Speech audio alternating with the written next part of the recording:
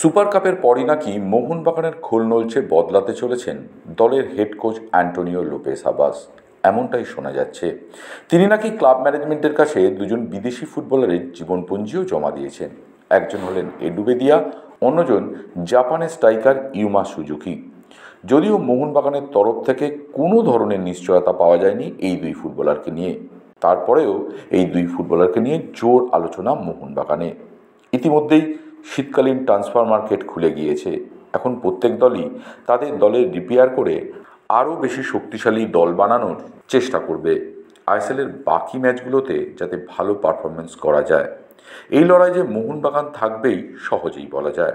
এখন দেখার এডু বেদিয়া, ইউমি সুজুকিদের নাম শোনা গেলেও শেষ পর্যন্ত কোন বিদেশিদের দলে নেন ফেরান্দোর জায়গায় আসা অ্যান্টোনিও লোপেস হাবাস।